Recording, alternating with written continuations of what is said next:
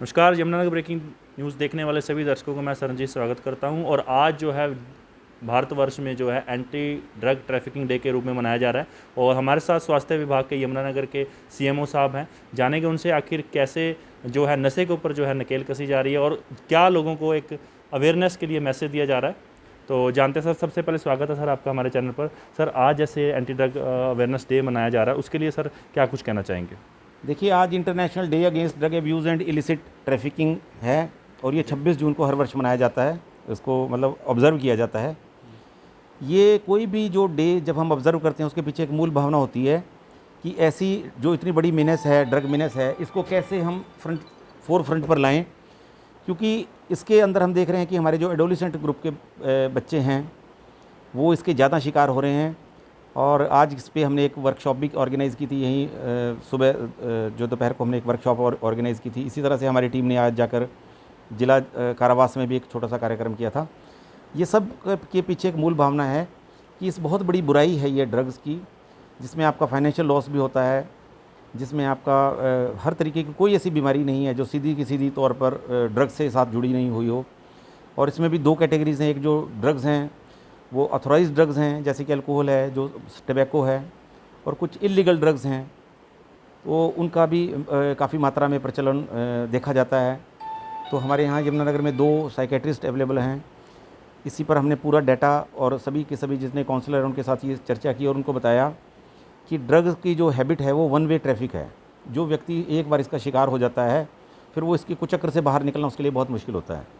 अगर हम सबसे हल्के नशे की बात करें तो टबैको का सबसे हल्का नशा है। लेकिन जो व्यक्ति टबैको का भी जो है नशा करने लग जाता है, उसको एडिक्ट हो जाता है टबैको से भी, वो भी पूरी काउंसलिंग और पूरी मेडिकल हेल्प के बाद सिर्फ 5% ही लोग ऐसे हैं जो उसको स्मोकिंग को छोड़ सकते हैं। और अगर हम दूसरे नशों की बात करें जिसमें चरस है, भुक्की है, अफीम है, उससे तो बाहर निकलना बहुत ही मुश्किल है। तो जब ये ऐसा भी है कि काफ़ी मात्रा में जो बच्चे इसका शिकार हो जाते हैं वो अच्छे परिवारों के, अच्छे घरों के लड़के हैं, फाइनेंशियली अच्छी फैमिलीज़ के से को वो बिलोंग करते हैं। लेकिन क्योंकि इस चीज़ के लिए उनको घर से पैसा नहीं मिल सकता तो वो फिर दूसरे तरीके के क्राइम में शामिल हो जाते हैं। वो चोरी भी करते हैं, वो चेन स्नैचिंग भी करते हैं। ऐसे ऐसे इंसिडेंट्स भी रिपोर्टेड हैं। क्योंकि इस चीज़ के लिए कोई भी शुरुआत जब नशे की होती है तो शुरू में इसकी फिज़िकल साइकोलॉजिकल डिपेंडेंस होती है। आदमी का दिल करता है कि मुझे दोबारा वो चीज़ मिले, उसको साइकोलॉजिकल उसकी नीड महसूस होती है। और ये लंबे समय तक चले तो फिर इसकी फ़िज़िकल डिपेंडेंस हो जाती है। फिर तो शरीर को इसकी आवश्यकता पड़ती है।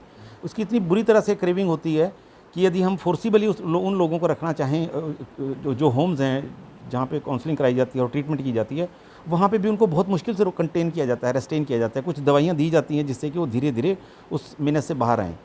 तो इसलिए आवश्यकता है, इसीलिए हमने जो टारगेट स्पेशली इस कार्यक्रम में किया हुआ है वो किया हुआ है कि वो जो बच्चे हैं, यंग जनरेशन है हमारी, उनको पहले ही इस मामले में जागृत किया जाए कि एक बार आप पीयर प्रेशर के तहत या एक्सपेरिमेंटल लेवल पे या फ़न में ये प्रोग्राम शुरू कर लेते हो कि मैंने आज ये ड्रग लेनी है, या इसकी शुरुआत हो जाती है। कोई आइडियल आपका हो सकता है, गलत व्यक्तित्व तरीके का आपका आइडियल बन जाए, उसको फॉलो करने के चक्कर में आप उसमें कुछ चक्कर में फंस जाते हो।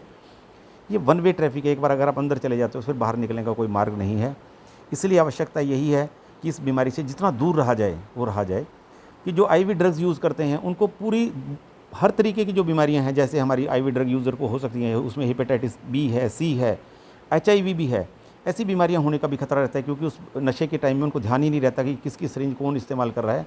तो ऐसे ऐसे इंस्टांसेस हैं कि ड्रग लेने वाले लोगों को HIV पॉजिटिव भी मिलते हैं उनमें।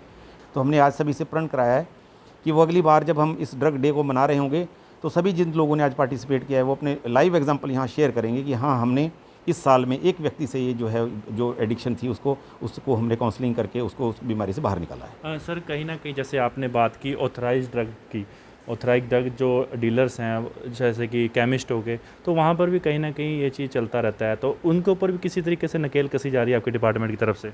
देखिए, जो ड्रग्स कंट्रोल्ड ड्रग्स के एक्ट के तहत आती हैं, हमारा ड्रग कंट्रोल ऑफिसर हैं जो लगातार उस पर निगरानी रखते हैं। उसका हर ड्रग का उनको रिकॉर्ड रखना होता है। बिना मेडिकल प्रिस्क्रिप्शन के वो ड्रग शेड्यूल H में की कैटेगरी में आते हैं, उनको बिना अथोराइज पर्ची के बिना नहीं दिया जा सकता। इस तरीके की कभी भी कोई शिकायत आती है तो तुरंत कार्रवाई होती है और वो उसके ऊपर कानूनी कार्रवाई भी की जाती है। लगातार इसकी चेकिंग भी करती है और उसका पूरा प्रॉपर रिकॉर्ड उनको मेंटेन करना होता है।